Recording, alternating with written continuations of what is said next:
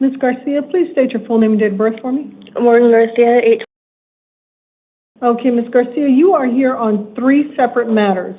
It looks like you have a justice court warrant out of the Manistee Justice Court. That is for 1 count of possession of drug paraphernalia, which is a Class 1 misdemeanor.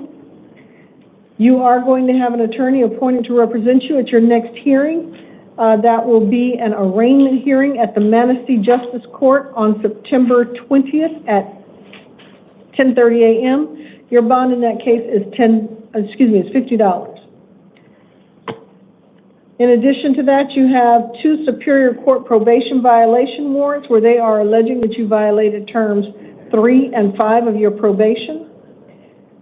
In the matter that ends in the 2023 case, you have a $750 bond. In the 2024 probation violation, you have a $250 bond.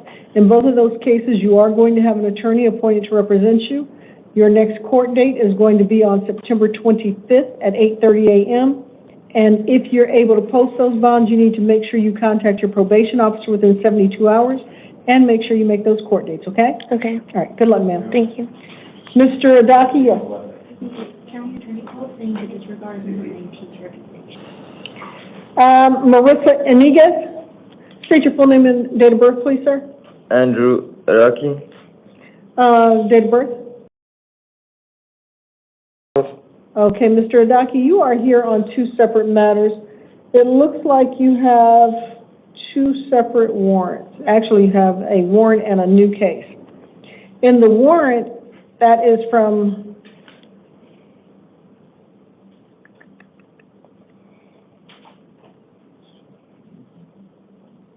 what happened to number 24?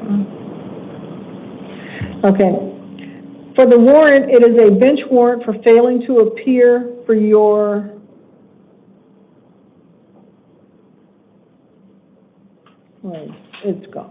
for your status conference. In that case, they set a bond of $500 when you fail to appear. Your next court date is going to be a status conference on September 24th at 8:30 a.m. You'll have a preliminary hearing on September 26th at 8:30 a.m. In addition to that, you have a new case where they are alleging 1 count of possession of narcotic drugs, a Class 4 felony, 1 count of possession of drug paraphernalia, a Class 6 felony, 1 count of obstruction or refusing to provide your true name, a Class 1 misdemeanor, and 1 count of criminal trespass in the 3rd degree, a Class 3 misdemeanor. You are going to have an attorney appointed to represent you. Your next court date in this case is going to be a status conference on September 24th at 8:30 a.m. You'll have an evidentiary hearing on September 25th at 1:30 p.m. and a preliminary hearing on September 26th at 8:30 a.m. Based on the fact that you were out on release in the other case, 2024-111940, you are not entitled to bond. You will have to remain in custody at least until that evidentiary hearing on September 25th.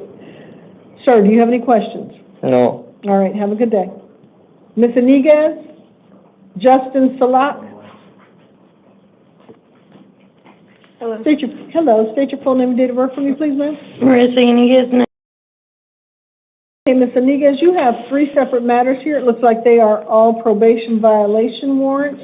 They are alleging that you violated terms 3 and 5 of your probation.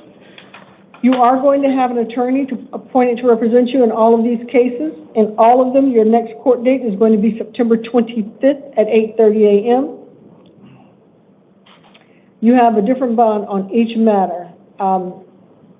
In the case that is 2017, you have a $1,000 bond. In the 2020 case, you have a $100 bond, and in the probation that comes out of the 2024 case, that's a $50 bond. So that is a total of $1,150 in bonds. If you're able to post those bonds, you need to make sure that you contact your probation officer within 72 hours, and you need to make sure you make your court dates. Any questions, ma'am? No. All right, good luck. Thank you. You're welcome. Mr. Salak?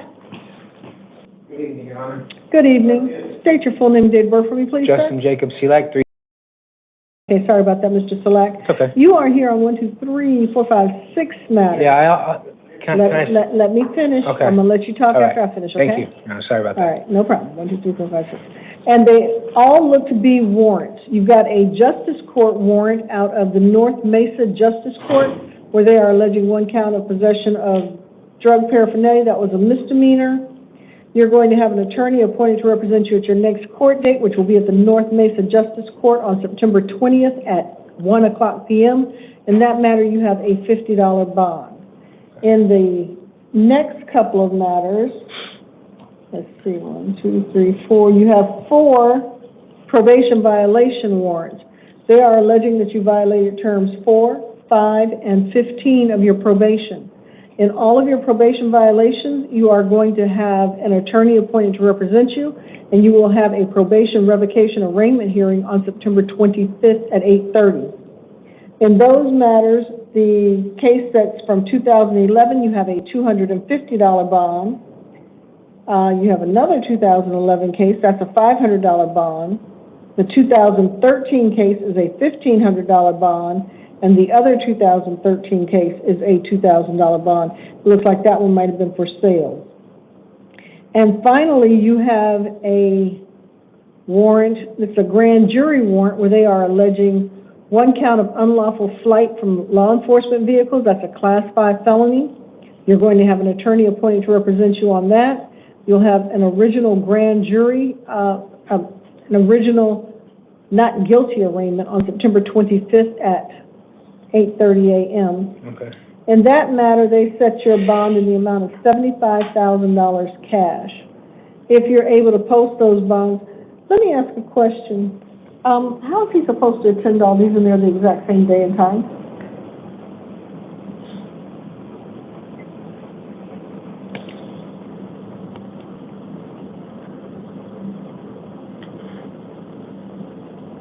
I don't want you getting a warrant for being taken to a different court. Can I say something real quick? Okay. You can say something real quick while we're waiting. I was recently in California jail in Orange County for 3 months on a case, and I had a hold out of Arizona for the violation of probation, and I bonded. They gave me an extradition hearing, and I recently bonded out of California jail the next day. So I bonded out for $1,500. They let me out. I came down here on a bus the next day. I got enrolled in Oxford Sober Living. I'm enrolled in Choice Recoveries, IOP, which I go 4 times a week. And then I contacted my old PO, and she referred me to Beth Streeter, who I had a visit with today, and I didn't know they were going to lock me up. So I bonded out on California on the violation of probation. I know I have that unlawful flight. But Your Honor, I'm currently in Oxford Sober Living. I'm sober. This is the longest I've ever been sober. I've been sober 4 months now. And I respect that. And I do see that you actually reported, and that's when they arrested you. Yeah. And you know what I'm saying? But I did bond out in California on a $1,500 bond, and they let me out. I came back down to Arizona. I did everything I was supposed to do. I contacted my PO and all that. You know what I mean? Okay. And I got you. And I appreciate that. And I can drop these bonds on that. I'm not going to change the one on the grand jury because I really don't have the information on that one, and they set it so high that there's no way I would change that. The only thing is, if what you want me to do, which is to release you. No. I can pay a $5. Let me finish. All right. If what you want me to do is to release you, or even lower it, I can lower those to $50 each, just because I want you to get credit for the time that you're in custody, because you're probably not going to make that $75,000 cash bond. No. And I'm not going to change that because I don't have any underlying facts. And for a judge to have set that high, there has to have been enough valid reason for them to set it that high. Okay? Right. So I will lower the probation ones to $50 just so that you're getting credit for the time that you're in custody. Okay. But I'm going to leave the grand jury one, okay? Okay. We updated number 9, it was wrong. Okay. So that's the best I can do. No, all right? I can afford a $5,000 bond, dude. Okay. Like, I'm just gonna, you know what I mean? Like, that's all I can afford. Like, I a understand, disability. sir, but I can't change that. Okay, I'm changing the bonds on 10 through 13. And then when you go to your not guilty arraignment hearing, you can notify that judge and see if they will lower that bond at that time, okay? Okay. So I get credits right now for the time I'm in jail, you're saying, for the Yeah, you'll be probation getting one? credit for your time. Well, I go to court for the probation violation, you know what I'm saying? I don't know how it works. So I have 2 court dates or a couple different court It dates? looks like they're going to be the same court date, but the fact that they're all in the Maricopa County Superior Court, Okay. they will know that you're there. They won't issue a warrant for that. Okay. Okay. All right. Thank you, Your Honor. You're welcome. Is that just 75,000 just a cash only bond, or is it? It is. And that's why I'm leaving that, because that's way too serious for me to change. Okay.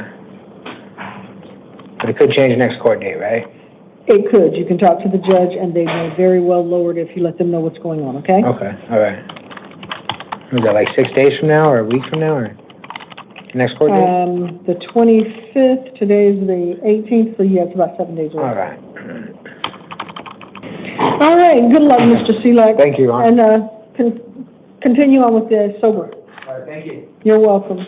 Good evening. Sorry, good evening. No problem. State your full name, date of birth for me, please. John Standridge. Okay, Mr. Standard, you are here on a new Peoria Municipal Court case. Yes, ma'am. They are alleging 1 count of assault, that's a Class 1 misdemeanor, and 1 count of disorderly conduct fighting, a Class 1 misdemeanor. Based on the information you provided to pretrial services, they determined that you are not indigent. That means you need to hire your own attorney to represent you, okay? Yes, ma'am. If you believe that you cannot afford an attorney on your own, then you need to provide additional information at your next court date, which will be at the Peoria Municipal Court, as to why one should be appointed for you. That court date is going to be on October 8th at 9 a.m. Sir, I'm releasing you on your own recognizance. However, you are not, I believe that you and the victim live together, correct? Yes, ma'am. You are not allowed to return to the scene of the alleged crime. You are not allowed to have contact with the victim in this case, and you are not allowed to have contact with the arresting officers.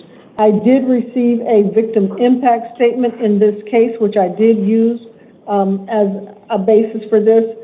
The victim does not want you to have contact with her as well. So, Yes, ma'am. sir, if you have contact, you right now are facing misdemeanor charges. Breaking this and having contact with her would be felony charges. Yes, ma'am. All right? Okay. Any questions? No, not at all. Please notify the court of your new address where you have to reside instead of this house, okay? Yes, ma'am. All Yes, right. ma'am. Good luck, sir. Thank you. You're welcome. Mr. Bowen?